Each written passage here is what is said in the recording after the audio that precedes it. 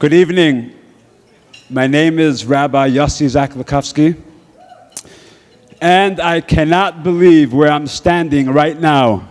5 short years, and here we are celebrating the inaugural Gala dinner of the Shul of Bellaire in this beautiful venue. Amazing.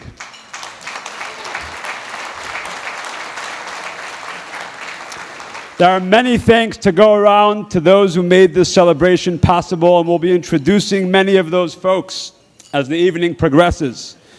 But let me begin by saying thank you to our dinner chairs who did a wonderful job opening the program for us. Let's hear it for Donna and Kenneth Katz.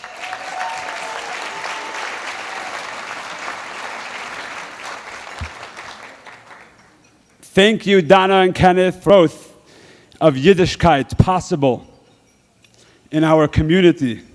Your friendship and your commitment mean the world to Esty and to me. A great big thank you as well to all of the members of the dinner committee who did a remarkable job attending to every fine detail of this effort, especially Rosalind Heiken and Diane Crateman. Thank you.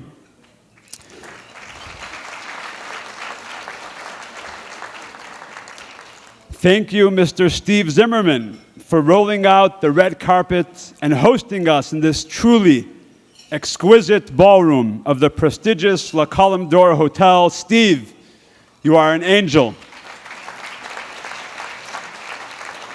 Special thank you to Gary Davis and family for helping make this incredible evening possible in loving memory of your dear father, Saul Davis. Thank you so much. Honorary chairs Alan and Luba Bigman. Thank you, Marshall and Doreen Lerner, David and Elizabeth Grzybinski, Ron and Melissa Jacobs and family for your incredible support for tonight and all year round. Thank you. I would like to acknowledge my dear father joining us tonight from New York, my in-laws, my sister and brother-in-law, Yitti and Baruch. Thank you all for making the trip.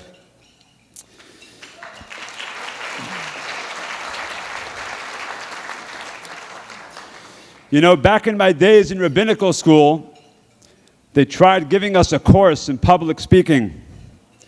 One of the things the instructor said was that there are 3 keys to delivering a good speech.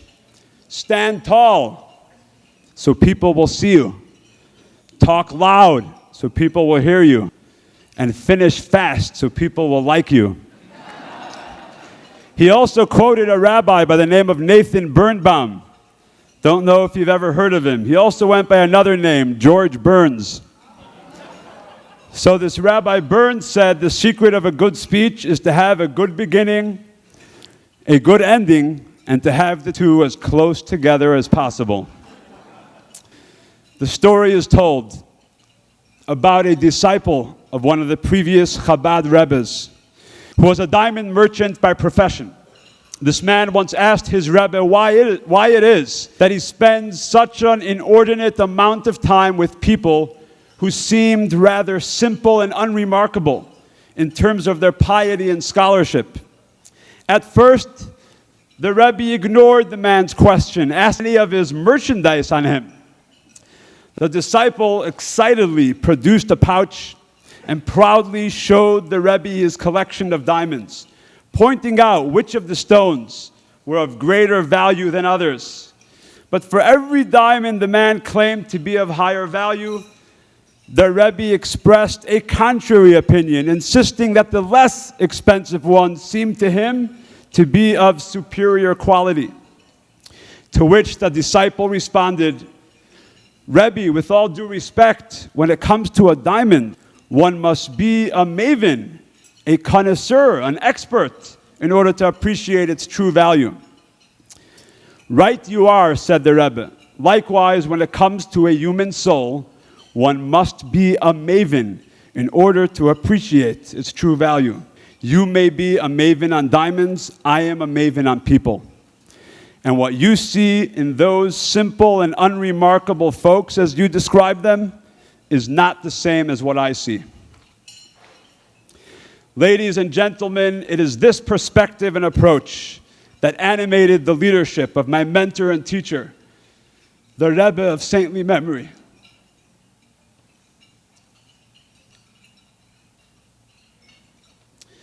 When the Rebbe looked at a person,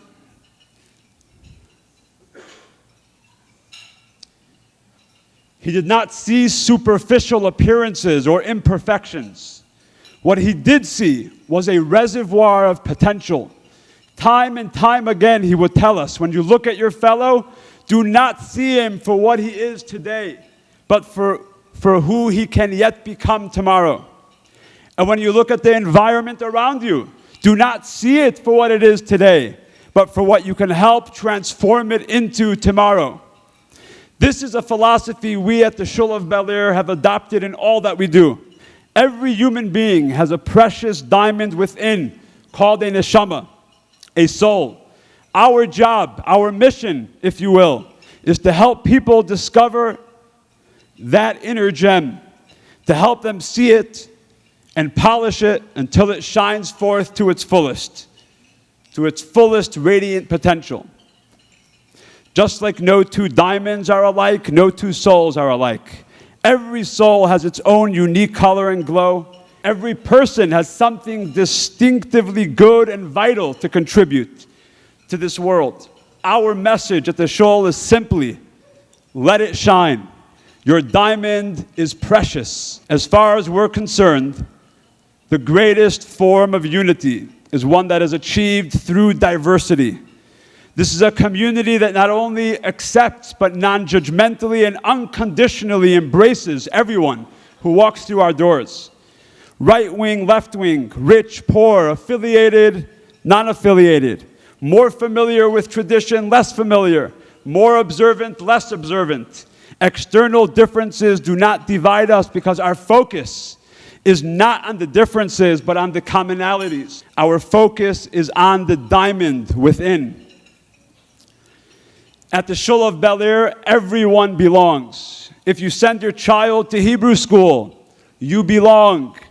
If you attend a JLI adult education class, you belong. If you join us for our Friday night dinner or a Shabbat service, you belong. If you show up on the high holidays, you belong. If we had coffee together at Starbucks, you belong. If you call us or send us an email, you belong. If you feel connected from a distance, you belong. You can get involved at whatever degree suits you, but you always belong. This is your home, and we are here for you. And we are here for your friends and for your neighbors. Body and spirit. Never forget that. I would like to conclude with another short story. A number of years ago, two men came to visit the Lubavitcher Rebbe at his office in Brooklyn, New York. One was Rabbi Isaac Trainin of New York, and the other was Lawrence Buttenweiser, who was then president of the Chicago Jewish Federation. During the meeting, the Rebbe spoke to Mr. Buttenweiser at length about the need to increase funding for Jewish education. Rabbi, we are trying our best, Mr. Buttenweiser explained. But you know, these things take time. It will take time for more support to be generated. The Rebbe looked Mr. Buttenweiser in the eyes and exhorted with great passion. Our children cannot wait, Mr. Buttenweiser. Our children cannot wait. Rabbi Trainin later related that something awesome then happened in that room. Lawrence Buttenweiser was so shaken by the Rebbe's words that he began to cry. This was not a particularly religious Jew, but a sweet and sensitive soul touched by a simple truth being conveyed to him by a man of God and a lover of Israel. Our children cannot wait. They are children only once. This is our one and only chance to give them the education they need.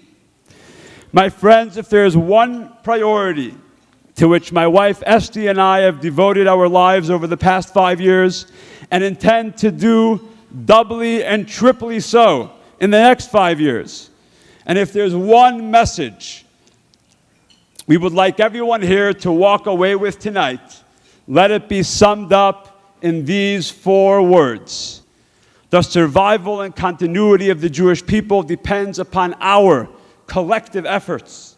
Each and every one of us must do our parts.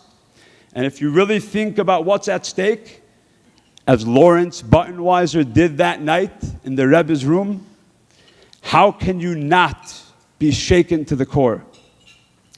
So thank you all for coming out tonight and demonstrating your support, financial and otherwise, for the activities and the goals of the Shul of Bellaire. Please know that none of what we do would be possible without it. Thank you and God bless you.